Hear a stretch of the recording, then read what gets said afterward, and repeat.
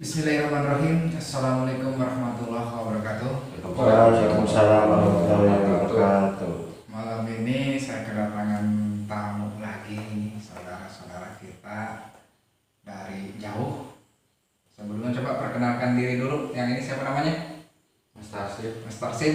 Coba kamera ke sana ngomongnya. Mas Yang ini? Tarsip. Dari sana. Azi. Aji. Yang ini? Chandra Sandra dari mana? dari Desa Megla. Oh, Nengga. Tadi Asip dari mana sih? Dari Buku Jeruk. Dari Jeruk. Aji. Sindangana. Oh, jadi malam-malam kesini ya apa nih silaturahmi? Silaturahmi. Sebelumnya saya mohon maaf kalau penerimaannya kurang berkenan ya, karena berhubung ini juga sudah malam. Dan maaf juga kalau sekiranya penampilannya kurang enak, saya pakai celana pendek. Ya maklum malam tadinya mau istirahat, cuma ya gak apa-apa ya. Tadi siapa namanya?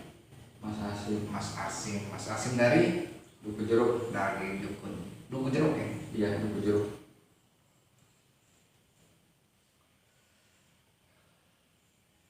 Jadi datang ke sini ya ngobrol lah ya, sharing. Iya, sharing-sharing. Tanya-tanya. Tanya-tanya.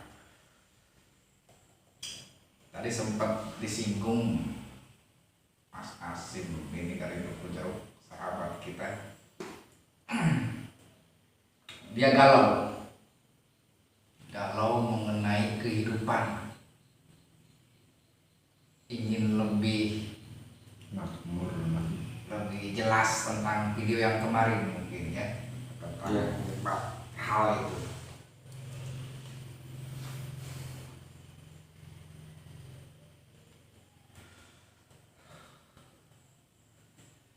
Jadi seperti ini maksudnya Mas Asim ya.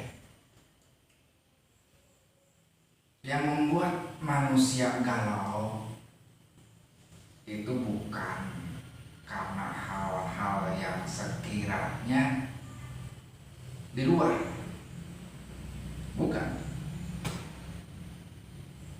Rasa galau, nggak enak hati, atau mungkin ngerasa gegana ya, nggak tahu. Intinya nggak enak hati. Pada dasarnya itu bukan hal yang dari luar, bukan hal dari luar, maksudnya bukan faktor semata-mata dari luar, tapi tergantung dari kita sendiri. Dalam artian apa? Faktor diri kita sendiri, faktor dari kita sendiri dalam menghadapi faktor-faktor di luar. Ya contoh, mungkin kita galau karena rezeki, itu faktor luarnya.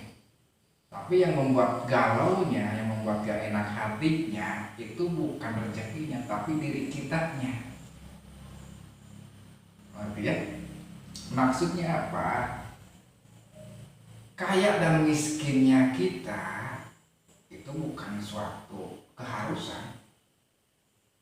Bukan satu keharusan, bukan satu kewajiban. Karena Allah pun tidak menyuruh kita kaya, tapi tidak menyuruh juga kita miskin ya. Jadi pada dasarnya kayaknya diri kita, bukan tanggung jawab kita. Sekarang begini, berapa banyak orang di luar sana yang mereka kaya ya? Apakah itu tanggung jawab kamu? Bukan.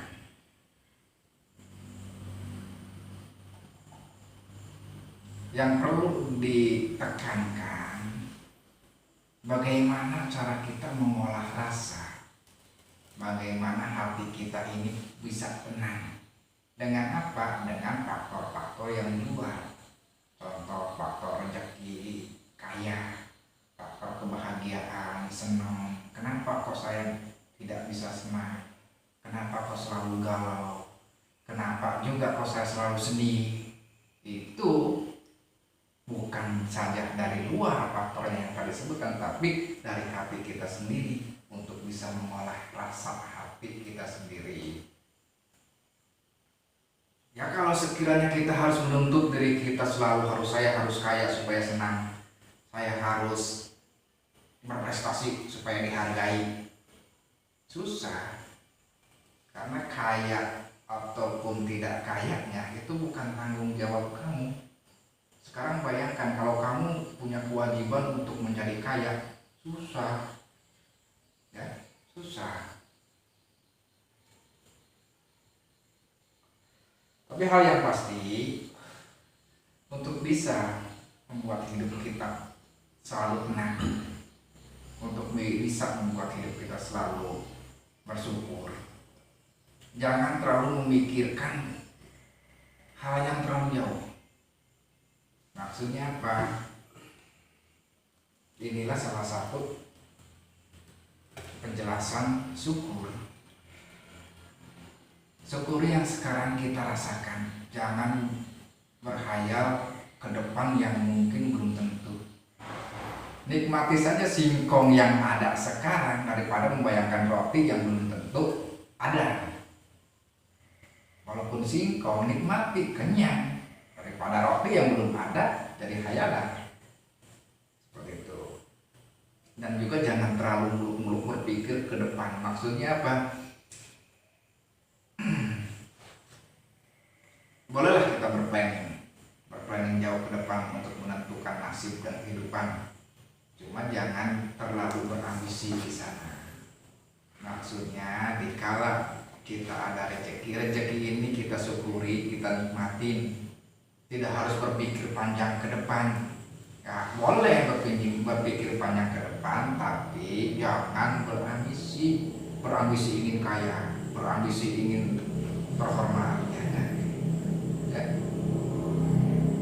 Sedikit cerita di keterangan disebutkan bahwa Rasulullah ketika ada tamu datang, sahabat Rasulullah ditanya, ya Rasulullah, kenapa Anda tidak menyiapkan makanan untuk sore hari?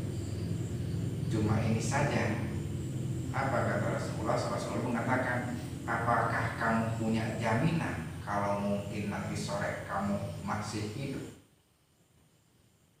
Maksudnya apa? Jadi jangan berpikir terlalu jauh untuk masa depan sehingga berambisi dan tidak mensyukuri yang ada, sedangkan kita sendiri tidak punya jaminan besok ataupun lusa kita masih ada. Jadi yang sekarang kita nikmati, yang sekarang kita rasakan, syukuri. Seperti itu maksudnya. Sehingga apa? Rasa ini tidak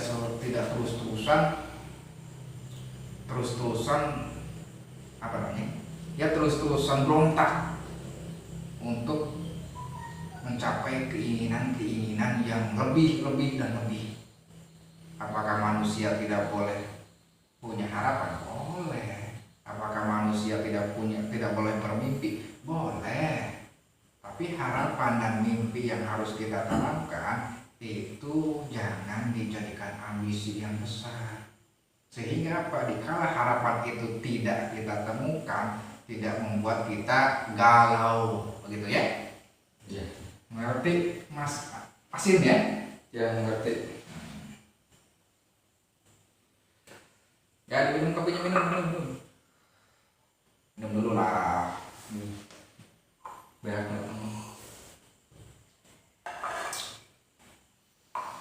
terus Mas siapa nih? Chandra dari Desa Wibla, Desa Wibla. Tuh HP-nya.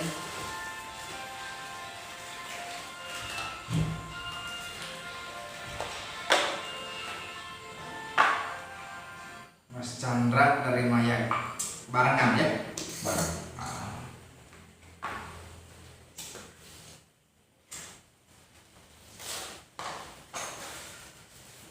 Jadi mau sharing apa nih? Mau sharing masalah tentang iman. Iman.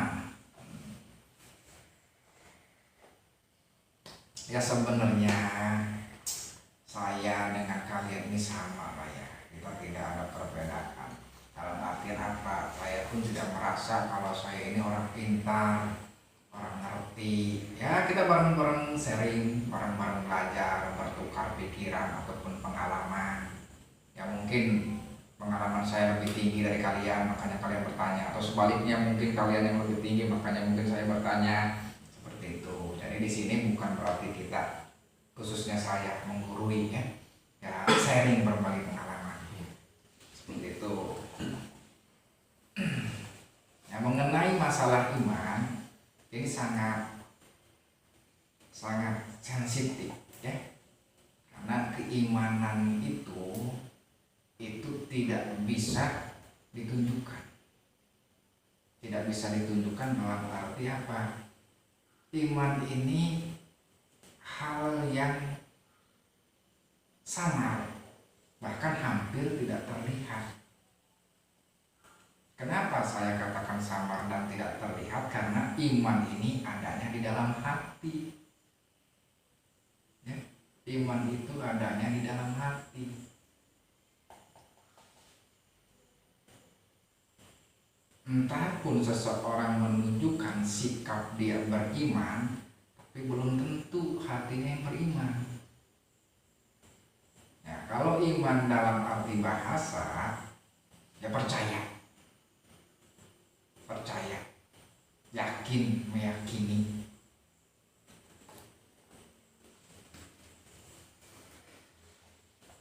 Tapi percayanya dia, yakinnya dia dengan sesuatu, ya contoh dengan mungkin yang maha kuasa, Tuhan ataupun Allah Azza wa Jalla, itu tidak bisa dibuktikan hanya dengan perbuatan. Karena apa? Banyak orang-orang yang sekiranya perbuatannya baik, menolong orang, tapi belum tentu di hatinya ada iman.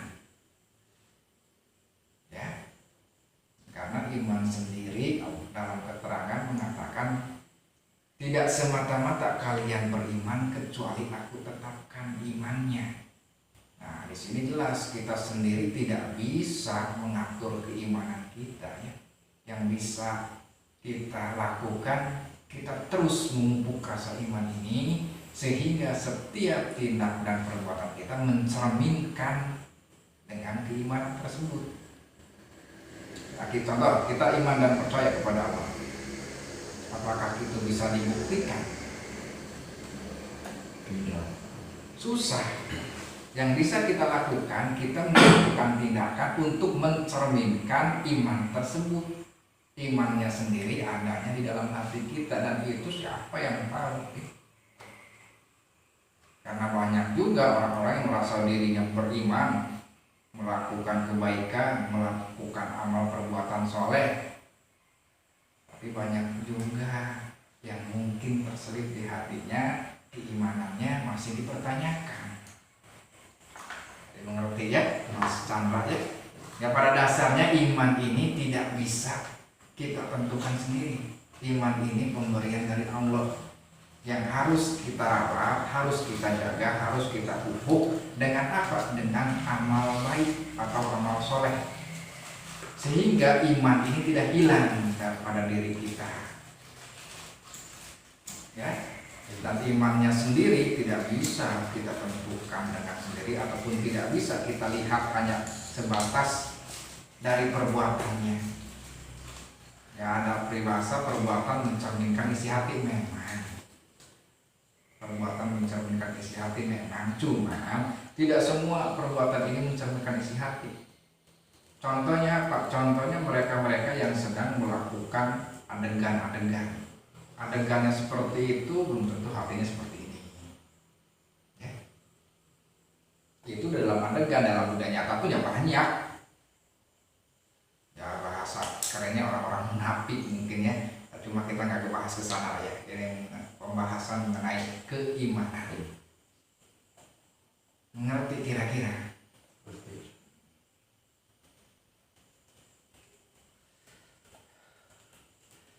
Jadi Mas Asim, masalah kehidupan jangan terfokus dengan apa yang di luar.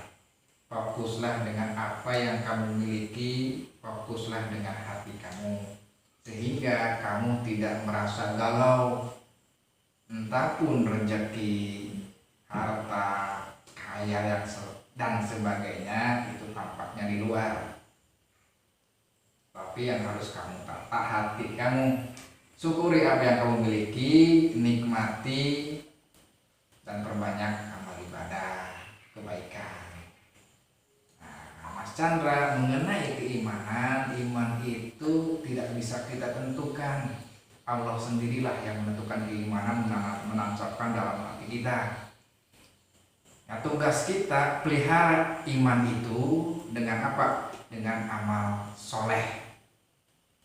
Sehingga iman itu akan terus kuat, bahkan akan terus berakar di dalam hati dan susah untuk lepas. Ya. Jadi sama, pupuk dengan amal soleh. Ya, tentunya untuk bisa menancapkan keimanan perlu ilmunya juga. Bagaimana sih? Seperti itu. Cuma ya sedikit-sedikit lah ya, sedikit-sedikit supaya jangan terlalu pusing. Ya, penjelasan kita sedikit-sedikit. Jadi sebelumnya mohon maaf, bukannya saya menggurui, ya cuma kita berbagi ilmu dan pengalaman. Seperti itu. Mas Aji dari mana tadi? Sindanggeula. Malam-malam datang ke sini silaturahmi. Ada hal yang mau disampaikan apa kira-kira? Saya mau bertanya tentang sabar. Sabar itu yang kayak gimana sih sebenarnya? Oh, sabar. Apakah sabar itu kita harus diam? Apa sabar itu yang kayak gimana sebenarnya? Saya belum ngerti, belum begitu paham tentang sabar. Ini kesannya saya kayak narasumber ya. Ya sebenarnya bukan narasumber ya. Berbagi pengalaman saja lah, berbagi pengalaman. Jadi jangan menganggap saya ini seorang narasumber ustaz ataupun apalah ya. Kita berbagi pengalaman saja. Sedikit mengenai sabar.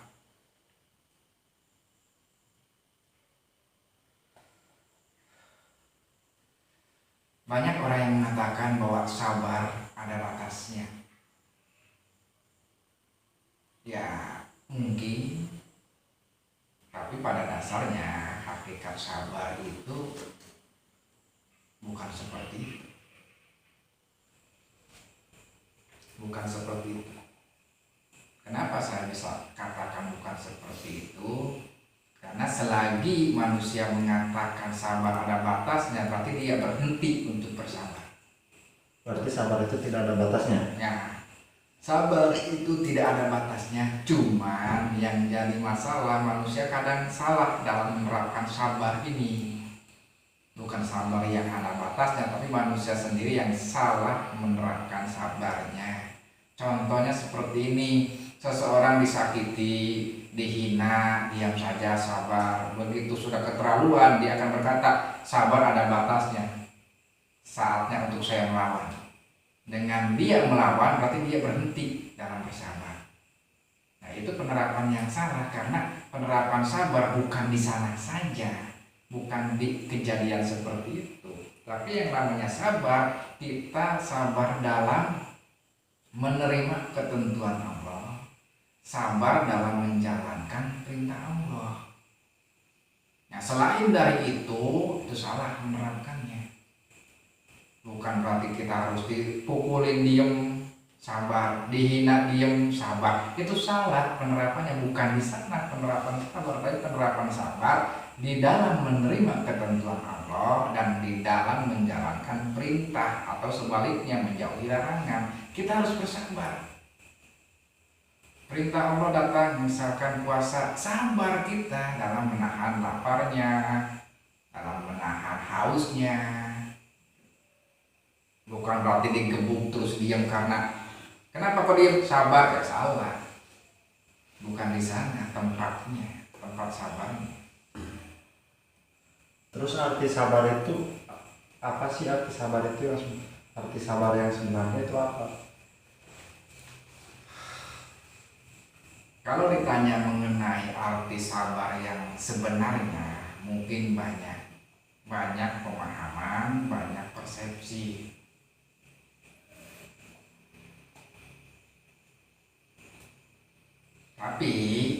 kita secara garis besar saja ya. Yang namanya sabar itu menerima. Maksudnya menerima di sini ya tadi jangan salah menempatkannya. Menerima ketentuan Allah. Nah, mungkin di saat ini kita sedang susah. Ya kita terima segala sesuatu dari Allah, baik dan jeleknya Allah yang menentukan, kita terima. Dan jangan salah, sabar ini bukan berarti diam. Maksudnya apa? Saya terima diam saja, ini ketentuan dari Allah, salah juga. Ya. Saya pasrah, ya bukan seperti itu. Berarti sabar juga ada tindakannya, ada perbuatannya. Ada tindakan dan perbuatan yang mencerminkan seseorang itu bisa dikatakan sabar ataupun tidak sabar. Nah, karena apa? Kebanyakan kita ya semuanya, termasuk mungkin saya, kadang salah menerapkan sabar. Salahnya apa? Dikala kita mungkin teraniaya, kita diam dengan alasan apa? Sabar. Kita diinjak dengan sabar. Ya itu salah. Salah dalam menerapkan sabar. Itu tidak harus sabar seperti itu ya. Itu harus melawan. Tapi kalau ketentuan Allah yang datang, perintah Allah yang datang, larangan Allah yang datang, itu yang harus kita sabar. Kita sabar menerima perintah Allah, kita sabar dalam menjauhi larangan Allah. Seperti itu. Terus misalkan kalau kita dipukul nih ya, apakah kita harus diam atau kita harus melawan?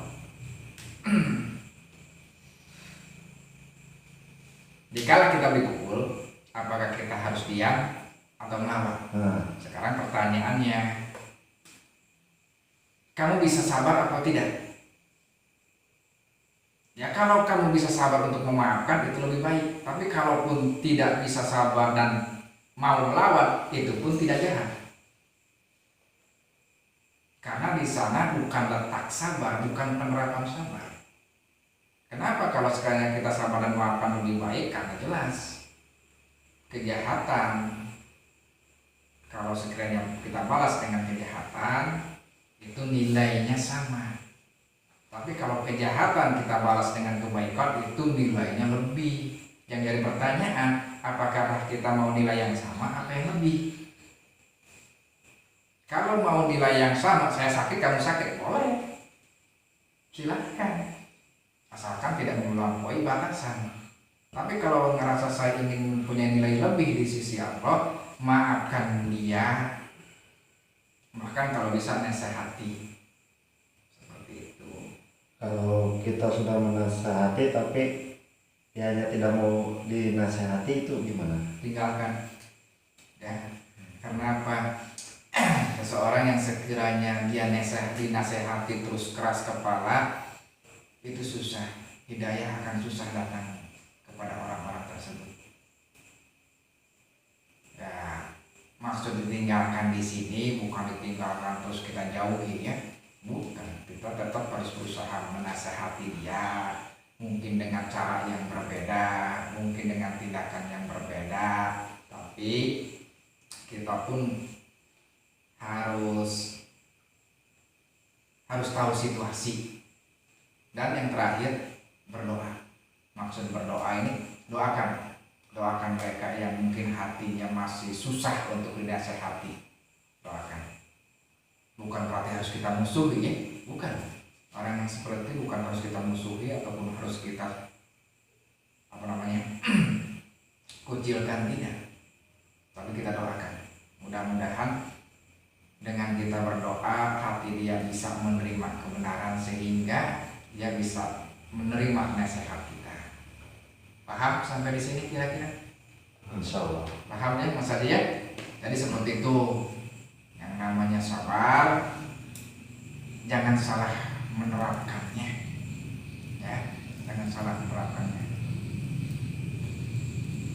Jelas semuanya? Insya Allah jelas. Alhamdulillah. Udah kalau jelas mungkin itu saja yang bisa saya sampaikan. Kurang lebihnya mohon maaf. Bukan berarti saya menggurui ataupun menasehati. kita cuma sebatas berbagi ilmu, berbagi wawasan dan pengalaman, karena apa? Setiap orang tentu punya wawasan dan pengalaman yang berbeda. Tidak ada salahnya kita berbagi, tidak ada salahnya kita saling bertukar pikiran. Untuk apa? Untuk menambah wawasan, ya. Iya. Terus kalau sekiranya ada hal ataupun kata-kata yang kurang cocok buat saudara semua atau mungkin penonton yang di rumah, saya mohon maaf, karena pada dasarnya manusia tidak luput dari dosa ataupun dari hilaf. Itu saja yang bisa saya sampaikan. Assalamualaikum warahmatullahi wabarakatuh. Waalaikumsalam warahmatullahi wabarakatuh.